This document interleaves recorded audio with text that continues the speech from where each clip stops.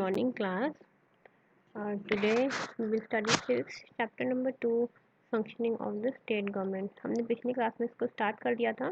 ठीक है, तो हम लोगों ने क्या क्या डिस्कस किया था, कौन कौन से टॉपिक्स कवर किए थे. हमने कवर किए थे powers of the state government, division of powers, state legislature, Vidhan Parishad and विधानसभा. आज हम लोग स्टार्ट करते हैं the topic executive at the state level. ठीक है, आप लोग अपनी बुक्स ओपन कर लीजिए and come on to page number 129. ठीक है, now let us start. In India we have adopted the same pattern of government in the states as we have in the central. ठीक है, बस आप कह लो जो पैटर्न है वो सेम है. ठीक है, चाहे वो सेंट्रल हो चाहे वो स्टेट हो, मगर सेंट्रल में थोड़ा एट लार्जर पिक्चर होता है and state is at the smaller level. ठीक है, Class 6. We read about local self-government in rural and urban areas. Let us now learn about the executive under the state government. ठीक है, rural urban areas में कौन वो करते हैं act, local self government. ठीक, आप देखते हैं स्टेट गवर्नमेंट एग्जीक्यूटिव है, वो कैसे वर्क करते हैं. गवर्नर, सबसे पहले अगर हम एट द स्टेट लेवल पे बात करेंगे, executive at the state level पे, तो सबसे पहले we have to discuss about the governor. The Constitution of India states that the head of the state is the government. ठीक है, मगर असल में क्या होता है, गवर्नर सिर्फ एक नॉमिनल हेड होता है. ठीक है, you can say act like a president. President के भी यही होता है कि he is the head of the country, but in actual he is the nominal head of the country, and while all the decisions are taken by the prime minister. ठीक है, तो यहाँ पे भी governor is just a nominal head. The real head the executive is the chief minister who is assisted by the council of ministers. The governor is appointed by the president of India. ठीक है, on the advice of the union government for a normal term of 5 years. 5 साल के लिए government appoint होता है और bye the president of India. He or she holds an office at the pleasure of the president. ठीक है, 5 years का term होता है, मगर he holds his office at the pleasure of the president. इससे पहले भी टर्म खत्म हो सकता है. आइए देखते हैं इसके क्वालिफिकेशंस क्या होते हैं. The governor must be a citizen of India. He must have completed 35 years of age. He or she must not hold any office of profit nor be a member of the parliament or state legislature. ठीक है, third क्या है कि उसका और कहीं से income का कोई सोर्स ना हो और वो पार्लियामेंट या स्टेट लेजिस्लेचर का मेंबर ना हो. ठीक है, तो these three are the qualification of the governor. देखते हैं इनको पावर्स क्या दी जाती है, पावर और फंक्शन क्या होते हैं इनके. The governor invites the leader of the party which has one majority of seats in the state election to form the government. ठीक है, जैसे अभी यूपी में बीजेपी जीती तो गवर्नर में इनवाइट किया leader of the party. Leader of the party कौन थे, योगी आदित्यनाथ. उनको इनवाइट किया. ठीक है, क्योंकि वो वन की है majority of seats. The governor appoint the chief minister. किसको अपॉइंट किया, चीफ मिनिस्टर को, काउंसिल ऑफ मिनिस्टर्स को and all other high ranking officials of the state. ठीक है, he or she also has the power to dissolve the Vidhansabha. ये important है. ठीक है, ये विधानसभा को डिसॉल्व भी कर सकते हैं. Bills can become law only if they are signed by the governor. ठीक है, the governor is consulted by the president in the appointment of जजेस टू द हाई कोर्ट. ये भी आप इम्पोर्टेंट मार्क करो. ठीक है, गवर्नर प्रेसिडेंट के साथ मिलके दे कंसल्ट, उसके बाद ही हाई कोर्ट के जजेस को अपॉइंटमेंट दिया जाता है. ठीक है, if the governor feels that a particular state government is not functioning as per constitution, he or she can send a report to the president.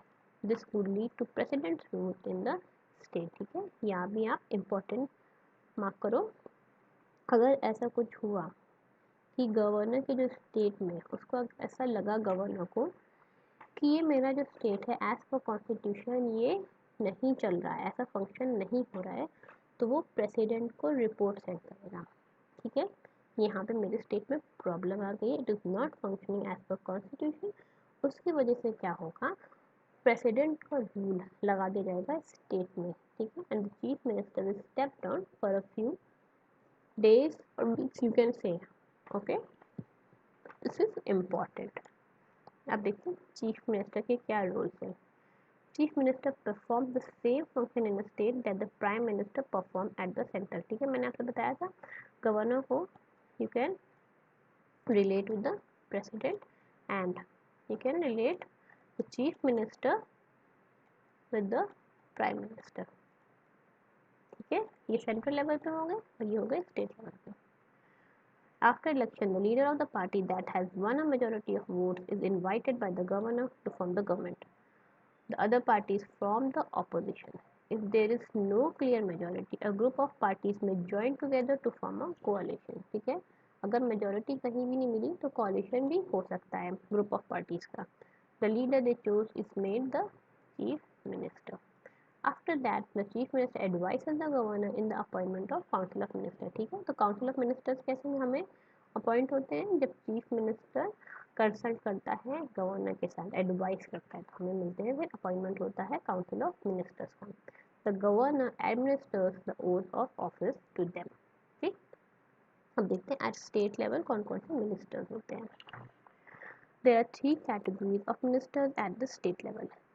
Cabinet ministers of state and deputy minister. ठीक है, cabinet ministers hold charge of different portfolios and may be assisted by the ministers of state or deputy minister. The cabinet made all important decisions. ठीक है, कई सारे जो portfolios होते हैं different portfolios का चार्ज मिलता है कैबिनेट मिनिस्टर को.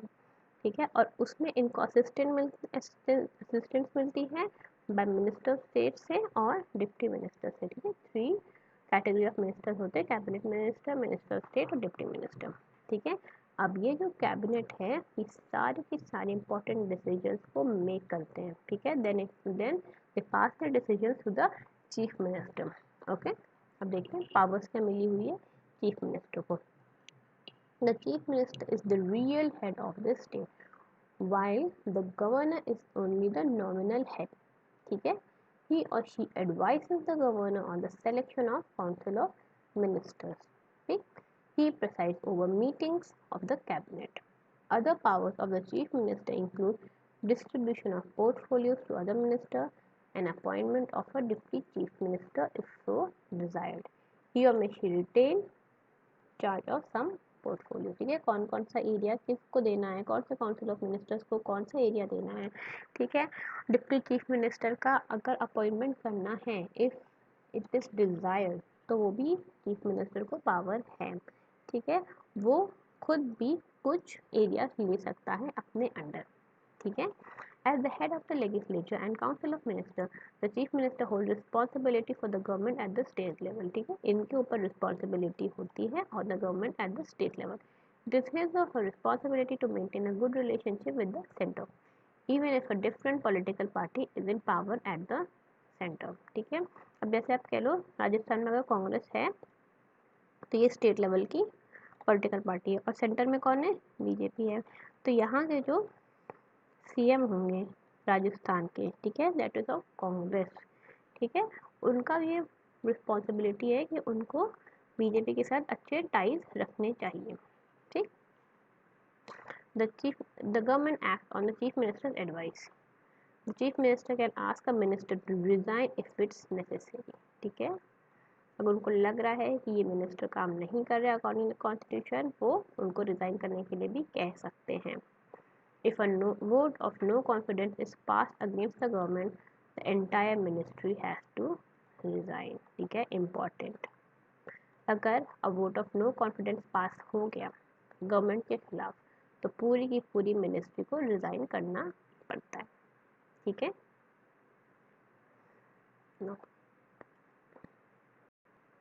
फंक्शंस ऑफ स्टेट लेजिस्लेचर हम करेंगे नेक्स्ट क्लास में. ठीक है, क्योंकि अब हमारा ये जो है टॉपिक अलग हो जाता है, इसमें थोड़ा सा आपको ध्यान लगाना पड़ता है बिल्स के according, ordinary bill, money bill. तो ये छोटा सा ही टॉपिक हमारा रह गया, ये हम करेंगे नेक्स्ट क्लास में. ओके, आज हमने डिस्कस किया है executive at the state level. ठीक है, ओके, आई होप आपको समझ में आया होगा आज की क्लास। कोई डाउट होगा, कोई कन्फ्यूजन होगा तो आप मुझसे क्लियर करवा लीजिएगा। Okay, good bye class.